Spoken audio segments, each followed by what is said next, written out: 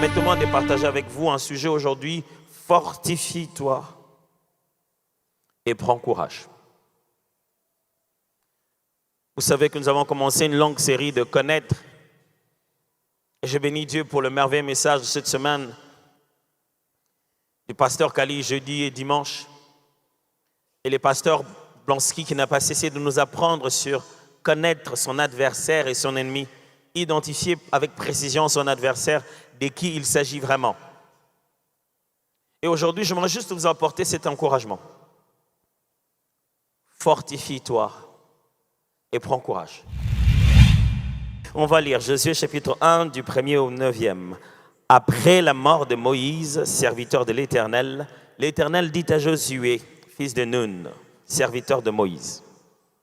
Moïse, mon serviteur est mort. Maintenant, lève-toi, passe ce Jourdain, toi et tout ce peuple, pour entrer dans le pays que je donne aux enfants d'Israël. Tout lieu que foulera la plante de votre pied, je vous le donne, comme je l'ai dit à Moïse. Vous aurez pour territoire, depuis le désert et le Liban jusqu'au grand fleuve, le fleuve d'Euphrate, tout le pays des Hétiens et jusqu'à la grande mer vers le soleil couchant. Nul ne tiendra devant toi tant que tu vivras. Je serai avec toi comme j'ai été avec Moïse. Je ne te délaisserai point, je ne t'abandonnerai point. Fortifie-toi et prends courage. Car c'est toi qui mettras ce peuple en possession du pays que j'ai juré à leur père de leur donner.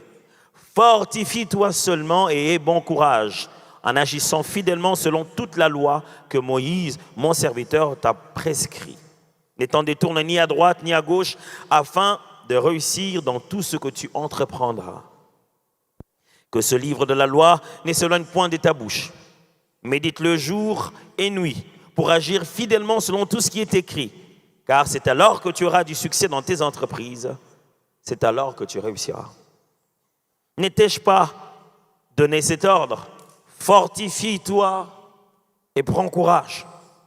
Ne t'effraie point, ne t'éprouvant point, car l'Éternel ton Dieu est avec toi dans tout ce que tu entreprendras. En ayant découvert nos adversaires, que ce soit le monde, le diable, la chair, on a tous constaté que l'un des adversaires les plus difficiles à vaincre, c'est l'adversaire permanent qui s'appelle nous-mêmes, ce que nous sommes, nous-mêmes. Frères et sœurs, on se pose toujours la question, qu'est-ce que j'ai vraiment à avoir dans ma destinée? Quel est mon degré de participation dans ma destinée? Qu'est-ce que moi je peux faire? Quelle est ma part de choses dans des choses que Dieu lui-même a promises? Lui-même a dit qu'il fera ceci, lui-même a dit qu'il touchera comme ça, lui-même a dit qu'il visitera de cette manière. Qu'est-ce que moi j'ai à faire là-dedans?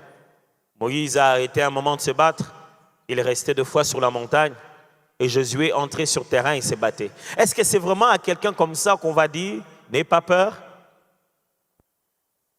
Est-ce que c'est un général d'armée qui conduit le peuple, qui était sur le terrain et qui pouvait dire que le soleil s'arrête? Est-ce que c'est un homme comme ça qu'on va dire, fortifie-toi, prends courage? À celui qui était sur le devant de l'armée qui disait, allez, chargez, attaquez. Est-ce que c'est à quelqu'un comme ça qu'on va présenter comme encouragement? Fortifie-toi et prends courage. Est-ce que ce n'est pas anormal? Combien de fois on aimerait juste savoir, Dieu, quelle est ma petite part dans l'affaire? J'ai la fait et c'est terminé. Comme ça, toi, tu fais ta part. Dis-moi ma petite part à faire. Dis-moi quel est mon côté. Comme ça, je fais mon côté. Et comme ça, tout le monde va constater que c'est toi qui dures. Comme ça, ce sera clair que c'est toi qui tardes avec tes promesses. Dis-moi ma part, je vais la faire et on va voir comment toi, tu es très lent à faire ta part. Dieu, c'est tout ce que tu as à me dire? Oui. Est-ce que tu connais les ennemis que je vais avoir? Il y a Jéricho, il y a Haï. Tu n'as pas des stratégies à me donner, tu n'as pas des armes à me donner, tu n'as pas des relations à me donner, tu n'as pas de... C'est tout ce qu'il y a à dire? Oui. Tout ce que j'ai à dire, fortifie-toi et prends courage. Bien-aimés, sur le chemin de la destinée, nous ne pourrons pas vaincre toutes sortes d'adversités si nous n'arrivons pas à nous fortifier et à prendre courage. Nous avons beaucoup de défis, beaucoup de combats, beaucoup de réalités. Mais j'aimerais ce matin vous encourager. N'abandonnez pas. Fortifiez-vous et prenez courage. Je ne sais pas par quoi vous êtes en train de passer. Je ne sais pas quelle est la réaction des autres. Je ne sais pas quelle est comment je vais appeler ça, des illusions que vous êtes en train de connaître. Dans la vie de foi, on a des bonnes idées, des idées de changement, des idées de transformation. On se dit, ça va aller. Et quand on commence, on se rend compte que ça va aller. Jusqu'à ce que ce qu'on attendait n'arrive pas. Et en dernière minute, on vient te dire, ça ne marche pas. Tu es obligé d'aller vers ton plan B qui n'était pas ton rêve. Et même le plan B ne marche pas et tu as créé un plan C. Et tu commences à te demander, est-ce que je dois toujours croire que je finirai par vaincre? Ce matin, je voudrais vous dire, fortifie-toi, prends courage. Peut-être que vous avez déjà placé des stratégies. Les premières stratégies ont fonctionné jusqu'à 50% et vous n'avez plus de ressources. J'aimerais juste vous dire, fortifie-toi et prends courage.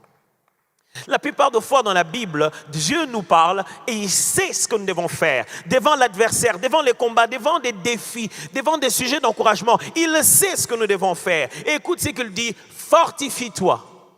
Mais voilà ce que nous disons, Seigneur, fortifie-moi. Dieu, tu ne sais pas que sans toi on ne peut rien faire. Seigneur, si tu ne me soutiens pas, je ne sais rien. Oh Seigneur, soutiens-moi, Yahweh. C'est comme ça que nous nous prions. Quand ça va mal, nous disons, Seigneur, fortifie-nous. Lui, il dit, oh, fortifie-toi. Nous vivons une vie chrétienne où nous fouillons notre responsabilité de nous bâtir en nous-mêmes. Quand ça ne va pas, on se dit, le combat est extérieur, les attaques sont fortes. Seigneur, j'ai besoin de toi. Il dit, oh, comment ça va là-bas? Mon cher, fortifie-toi. Seigneur, je suis perdu, je suis déstabilisé, mais regarde toutes ces attaques. Il dit, oh, mon cher, il y a quoi? Fortifie-toi.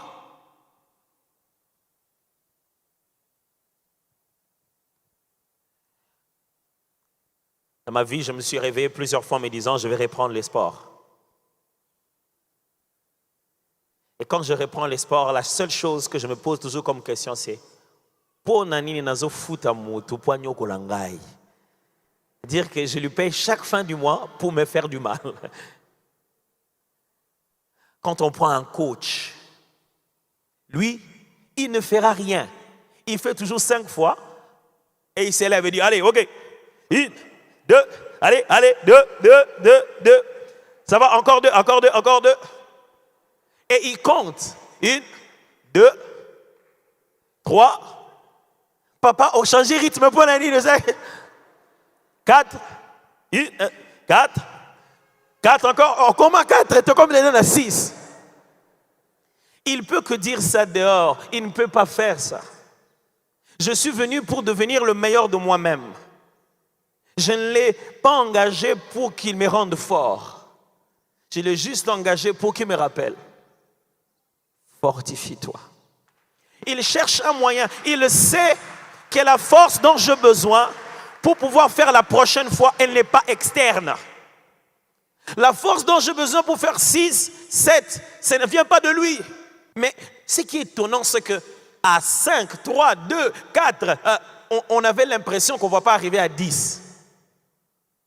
Après, il dit, allez, 10. Ah. Au lieu de te laisser te reposer, il te dit, lève-toi. Fais les 100 pas. Allez. Continuez, on y va. On maintient les rythmes. Et tu te rends compte que tu étais sur le point de mourir, mais tu continues à vivre. J'ai une bonne nouvelle pour toi. Tu ne mourras pas. Fortifie-toi.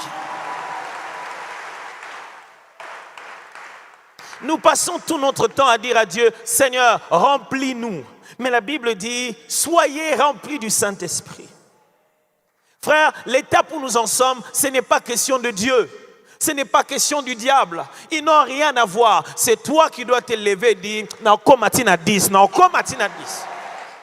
les premiers exercices, je les faisais avec esthétique. Avec esthétique, tu vérifies que l'angle est droit.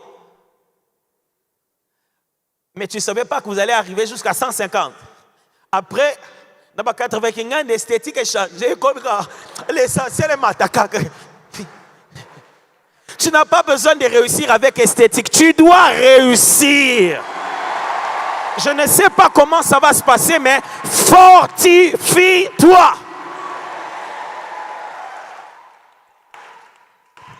Vous savez, quand vous jouez au foot, même à Tochebia par hasard, et tout tient dans mon Congo. Et Zabi. C'est-à-dire, Nasopi Moutouté, Betka Bale, tout ce dans mon Congo, et Koti, Combo Nangane Mouteche, Moukongo Nangeche, j'ai une bonne nouvelle pour toi. Même dans mon Congo, Pamba, Ogocha. Ça ne peut pas s'arrêter comme ça. Fortifie-toi. Dieu dit, les problèmes n'est pas au niveau de l'adversaire, c'est au niveau de toi. Ressaisis-toi. Tu n'as pas besoin de moi, tout est là avec toi. Ressaisis-toi. Début de notre mariage, ma femme et moi, on a changé plusieurs endroits où habiter, vous savez, au fur et à mesure que la famille grandissait. Et au moins dans chaque maison où nous sommes allés, on a cassé les portes. Toujours. Parce que les sacs des femmes sont remplis de clés, sauf celles dont on a besoin au moment où on en a besoin. Quand on arrive, on dit, maman, fongou les appuis. Chérie, fongou les appuis. On va chercher, il n'y a pas de clé. Ok, on casse la porte. Quand on casse la porte, la clé se voit au même endroit où on était en train de chercher. Depuis lors, j'ai refusé de casser les portes. On n'a qu'un seul but. On se concentre sur le sac. Dans tout le cas, on sait que c'est là-dedans. Maintenant, on ne passe plus de problème avec les problèmes n'est pas la porte, les problèmes dans les sacs. Maintenant, dès qu'elle me dit, oh chérie, j'ai oublié. Attends. Plusieurs fois, on est sorti de la maison. Elle peut dire, j'ai oublié mon téléphone. Je tourne, je rentre. Quand on arrive, dès qu'on arrive, les téléphones se voient dans les sacs. Donc, à partir de ce moment, on ne tourne plus. On ne tourne plus. Quand on dit que j'ai oublié mon sac, je gare à côté. On cherche dans les sacs. Les sacs en a. Mes frères, ce n'est pas chez le diable. Tu n'as pas besoin de délivrance. Reste-toi là même. C'est dedans.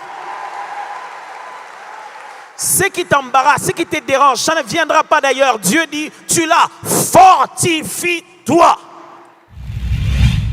La question est celle de savoir comment se fortifie-t-on? Que fait-on en tant qu'enfant de Dieu pour être fort? À quel niveau on se fortifie?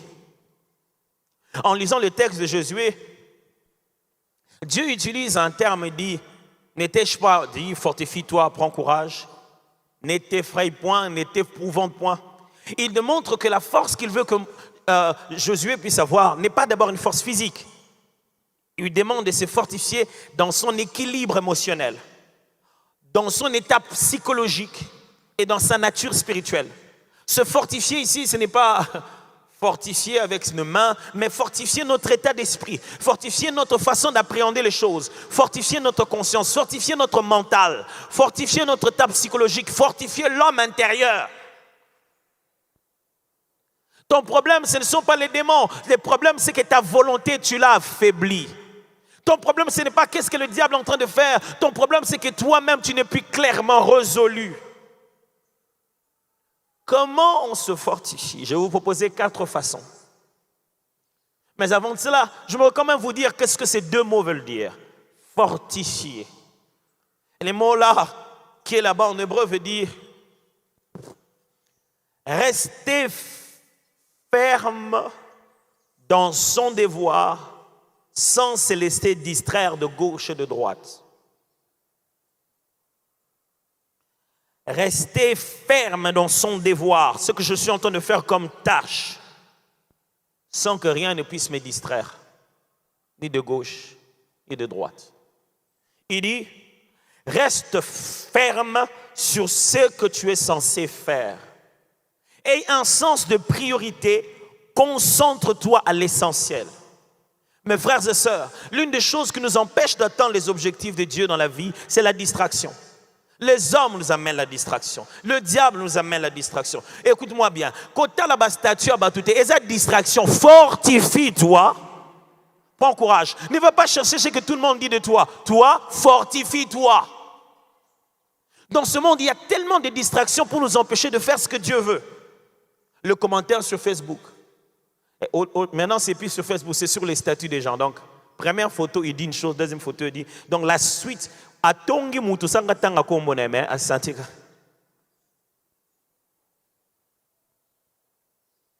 savez, c'est tentant de savoir, je suis allé là-bas, mais j'ai entendu ce qu'ils ont dit de toi, vraiment, ça m'a fait très mal. Hein? C'est tentant de dire, ils ont dit quoi? Ma femme sait déjà que quand elle commence une histoire pareille, je dis rien. Elle arrête elle-même. Je dis, mais tu disais quoi? Je dis, non, je vais dire quoi? De quoi as-tu besoin? Pourquoi tu es venu sur la terre? Qu'est-ce que tu es en train de faire? Est-ce que tu es en train de jouer à cache-cache? Est-ce que tu es en train de chercher l'approbation des hommes ou tu es en train de bâtir une entreprise? Est-ce que tu veux épouser tes belles-sœurs ou tu es déjà marié? Ne laisse personne te distraire. Fortifie-toi l'objectif que Dieu t'a donné. Concentre-toi. Reste ferme. Qu'est-ce que tu étais en train d'essayer de faire? De plaire à tout le monde ou d'obtenir des résultats spirituels? Si tu obtenais des résultats spirituels, Nat, ne laisse pas les gens te distraire. On raconte l'histoire d'un homme de Dieu qui s'appelait Smith Wigglesworth. Il était anglais d'origine. Un jour, pendant qu'il dirigeait un service de guérison, il y avait un homme qui était paralysé, qui était là, qui était maigre, qui était dans une chaise roulante, qui était vraiment malade, vraiment très malade. Alors la première des choses qu'il a fait, il est venu prier pour lui. Il a demandé de se lever, prier pour lui, il a prié pour lui. Il a demandé de se lever. Il s'est levé, après, il est tombé. Il a repris encore. Il a prié, il a encore demandé. Le monsieur était faible, donc quand il est levé, tombé encore. Il a repris encore la troisième fois. Vous savez, la première fois, quand vous priez pour quelqu'un, vous avez l'approbation, vous avez le secours de toute l'église. Oh là, quand il tombe, 50% s'en vont. Il se transforme en spectateurs. Vous gardez les intercesseurs qui ne sont plus en train de prier Dieu, mais qui sont en train de prier pour que la troisième fois, vous perdez tout le monde. On est en train de chercher le plan B. Est-ce que vous filmez? La troisième fois, le monsieur est encore tombé. Il y avait quelqu'un dans l'assemblée. Vous savez, c'est très facile de quitter de la foi à l'incrédulité en quelques secondes. Il a crié très fort. S'il a recrié sans lingala, il allait dire Ozanga Mawa. Mais comment tu peux faire souffrir quelqu'un comme ça? Tu vois que ça ne marche pas.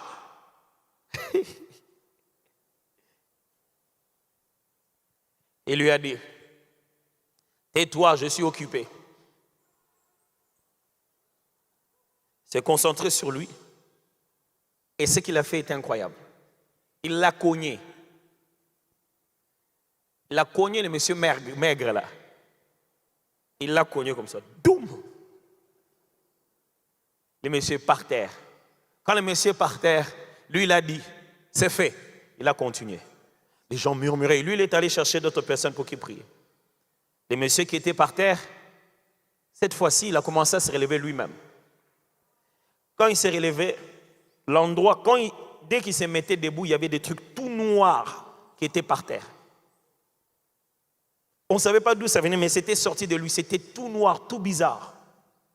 Non seulement qu'il s'est levé, il a commencé à marcher en criant très fort. Mes frères, les gens, ils sont très gentils contre toi.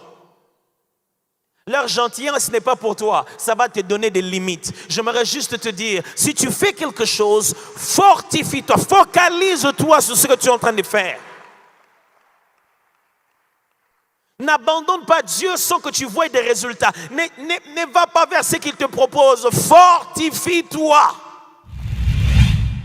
Comment les chrétiens se fortifient-ils? Pasteur, c'est facile à dire, fortifie-toi. Mais on fait quoi en réalité? Ce ne sont pas des exercices physiques. On fait quoi en réalité? La Bible nous propose 4 choses. Ce n'est pas une liste exhaustive, mais ce sont juste ces éléments que je voudrais partager avec vous pour vous fortifier. La première des choses est dans ce texte, au chapitre 8, que ce livre, au chapitre 1, excusez-moi, au verset 8, que ce livre de la loi ne s'éloigne pas de ta bouche. Josué 1, 8. La Bible dit, médite-la jour et nuit. La première façon de fortifier l'homme intérieur, c'est de déclarer la Bible. Écoutez-moi, frère. Une des choses qui a affaibli et fragilisé la foi chrétienne ou bien la vie de prière des enfants de Dieu à l'église, c'est cette définition un peu trop simpliste qu'on a donnée à la prière, selon laquelle la prière, c'est parler avec Dieu. Ce qui veut dire que quand quoi que ce soit dans son cœur ne va pas bien, il n'a pas envie de parler. Même avec nos frères, nos sœurs, nos femmes, nos enfants, quand ça ne va pas, tu n'as pas envie de parler. Même si ce n'est pas eux qui ont fait ça, mais tu n'as pas simplement envie de parler. C'est faux ou ça ne m'arrive qu'à moi? Hein? Et même les amis te demandent, même au boulot, te disent, quand il y a quelque chose qui ne va pas bien au-dedans de toi, ou quand tu as des questionnements, tu n'as simplement pas envie de parler. Ça nous arrive même dans notre relation avec Dieu. Quand tu n'as simplement pas envie de parler, tu commences à dire, vraiment prier pour moi, je n'arrive même plus à prier. Pourquoi? Parce que tu penses que prier, c'est nécessairement parler à Dieu. Dieu dit, je sais qu'il y a des moments où tu n'as pas envie de parler à personne. Tu as envie de rester avec toi-même. Alors, reste avec toi-même, mais prends la parole. Ne me parle pas. Parle à toi-même, mais avec la parole.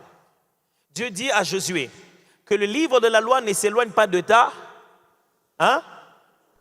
Vous vous êtes jamais posé la question pourquoi il dit bouche? Hein? Il n'a pas dit ne s'éloigne pas de ta tête. Il n'a pas dit ne s'éloigne pas de ton regard. Il n'a pas dit ne s'éloigne pas de tes yeux. Parce que le mot qui est là, ce n'est pas médite-le, mais soliloque. Les verbes est très difficile en français. Le mot qui est là, ce n'est pas regarde-les pour y réfléchir. Le mot qui est là, c'est prononce-les jour et nuit. C'est pourquoi il dit ne s'éloigne pas de ta bouche.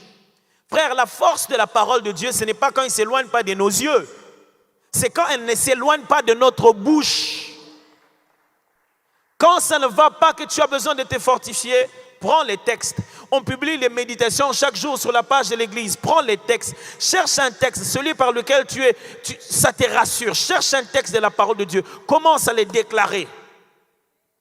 Ton esprit a besoin d'entendre ta bouche dire les vérités qui lui permettent de se rassurer. Alors ne va pas dans la chambre pour prier comme quelqu'un qui est dans une messe en train d'attendre, je ne sais pas moi. Écoutez-moi, nous sommes des enfants de Dieu en train de pratiquer la parole de Dieu. Ce n'est pas de la religion, c'est de la spiritualité. Le maître de tout esprit qui a établi les principes par lesquels les spirituels fonctionnent, c'est Dieu. Et il a dit ceci, si tu veux que ça fonctionne dans ton homme intérieur, prends la parole, commence à dire, je suis la tête, non la queue. En toutes ces choses, je suis plus que vainqueur par celui qui m'a aimé. Écoute-moi, même si on vient te voir, on pense que tu es fou. Continue à déclarer. De nos jours, il y a tellement des applications dans la Bible, des moyens de trouver des versets bibliques. Par où je vais commencer? Va dans ton téléphone. La fameuse Bible qui est dans ton téléphone que tu regardes jamais, que tu n'essaies d'ouvrir qu'à l'église pour nous faire croire que tu lis la Bible pendant que tu es en train de chercher les WhatsApp. C'est là. Regarde à l'intérieur, tu verras qu'il y a des versets bibliques du jour. Cherche un texte. Proclame les paroles de Dieu. Proclame cela dans ta bouche. Ne réfléchis pas. Fais les 100 pas dans ta chambre. Proclame cela. Organise une retraite de fortification. Fais une veillée de fortification. Veillée de prière de fortification. Je n'ai pas besoin des voisins. Je vais être seul. Je ne vais pas attaquer les diables. Je ne vais pas faire de combat spirituel. Retraite de fortification. Deuxième moyen.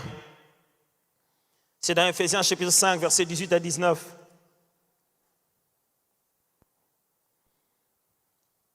Ephésiens chapitre 5.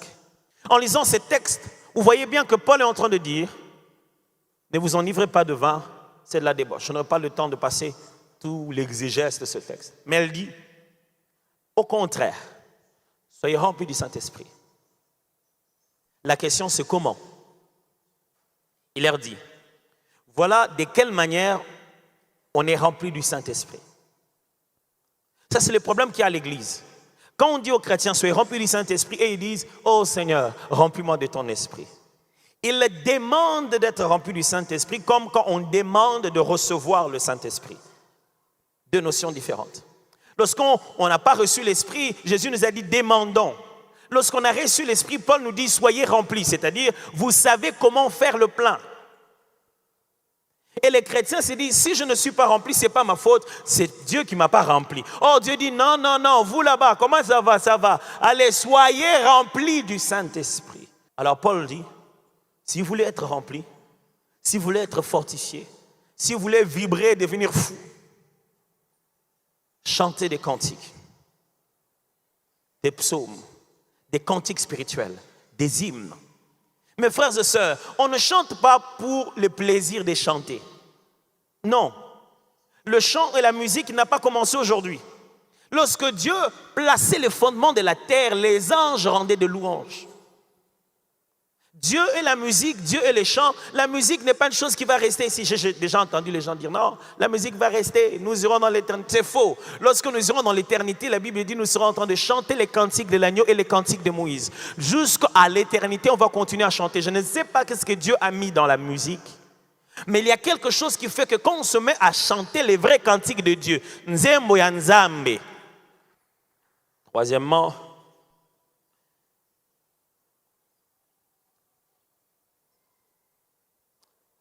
c'est dans 1 Corinthiens chapitre 14, versets 1 à 4, que Paul nous parle de cette vertu de l'esprit qu'on appelle le parler en langue. Il dit, celui qui parle en langue s'édifie lui-même. Dieu nous a donné un avantage. C'est que dans notre homme intérieur, si on veut se fortifier, chose que Josué n'avait pas, nous avons la possibilité de nous parler à l'intérieur. Mais comment faire? Avec quelle langue? Comment se dire ça? C'est se dire sans comprendre ce qu'on est en train de dire, mais les dire follement. Et enfin, pour se fortifier, il faut apprendre à prier avec les autres. On l'a dit, entretenez-vous, c'est un échange avec les autres. Quand je dis avec les autres, ce n'est pas juste de venir au culte de dimanche. J'ai bien aimé la scénette tout à l'heure. La personne qui parlait, le conteur disait, il a quitté les bureaux en passant par l'église qu'il ne fréquente que le dimanche. Le culte de dimanche, nous ne pouvons pas tout faire. Je ne peux pas diriger l'intercession comme on dirige ça le jeudi. Non, c'est un culte de dimanche. Alors si votre vie chrétienne n'est basée qu'au dimanche, vous ratez beaucoup. Vous ratez alors beaucoup. Mon frère, se fortifier, c'est se donner du temps à soi-même pour devenir fort. C'est se donner du temps à soi-même. Frère, ne donne pas trop de temps à essayer de savoir quel est l'adversaire. Donne-toi du temps à te fortifier, à devenir fort. Et quand tu ne l'es pas, cherche des amis. Cherche des frères et des sœurs. Dis-leur, est-ce qu'on peut prier? Je vous assure, quand vous revenez d'un petit moment de prière, je ne parle pas de la prière de masse comme ça. Vous étiez 4, vous étiez 5, vous étiez 10. Quand vous avez fini de prier, vous avez l'impression que Jésus doit venir aujourd'hui. Vous vous sentez prêt. Il fut un temps, chaque samedi matin, on priait avec le pasteur Roland. J'étais toujours fasciné dès les premiers jours de voir ce grand monsieur, comment il devient un petit enfant dans la prière. Il prie vraiment comme un petit enfant. Et il y a des choses qu'il dit à Dieu, je dis, Seigneur, est-ce que tant sur leur monde on a net zoba mo papa makamona lo bano yango te. Donc comment tu m'écoutes, parce que s'il y a des gens qui te disent ça, c'est que moi je te dis là c'est quoi? Le bon côté dans la prière, il n'y a pas de droit d'auteur. Quand il a parlé comme ça, les choses qu'il a dit, Zwango me mango pa na onanda ko bi Seigneur. Il regarde aux choses que le pasteur Roland disait. Je vais te dire les choses qu'il te disait là. Il y a des gens, quand vous priez avec eux, ils vous remplissent des verbes, des mots. Quand ils prient un moment, on dit écoute, si on chouki, même quand tu étais fatigué, hey Seigneur, ça c'est bon ça. Quand quand il prie avec son témoignage, tu te dis, moi je me plains pour rien. Il y a des gens qui sont passés par là.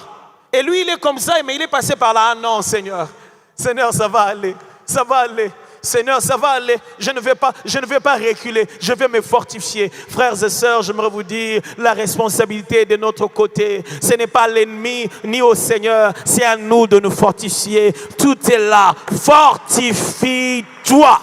Le Seigneur te le dit ce matin. Fortifie-toi. Arrête d'être distrait. Fortifie-toi. Ne laisse pas cela te ronger. Fortifie-toi. Ne laisse pas cela te distraire. Fortifie-toi. Ne laisse pas les calendriers te perdre. Fortifie-toi. Ne laisse pas les pronostics des gens te distraire. Fortifie-toi. Ce n'est pas encore terminé. J'ai toujours été étonné quand je regarde des matchs de football. Des équipes qui sont menées à 15 minutes avant la fin, 5-0. Moi, normalement, à partir de ce moment-là, je ne regarde déjà plus. Bon, le match est sinon. 15 minutes avant la fin. Mais tu le vois. Dès que le ballon va en dehors de la touche, ils vont chercher. Rapidement. Ils marquent un but et ils sont contents. 5-1. Et ils se fortifient. Ouais, ça va, allez. Préparez-vous. Papa, il reste que 10 minutes et vous avez 4 buts. Mais on est encore sur le terrain. Même un chien vivant vaut plus qu'un lion mort. Ah, mais ça est l'âge de maman comme moi. Je suis encore vivant. Même à 1000 ans, si je suis sur la terre, les promesses de Dieu, je dois les voir. Ce n'est pas encore fini tant qu'on n'a pas encore sifflé. Et tant qu'il n'a pas encore parlé, je me fous de ce que les gens sont en train de dire. J'attendrai que les derniers mots viennent de lui.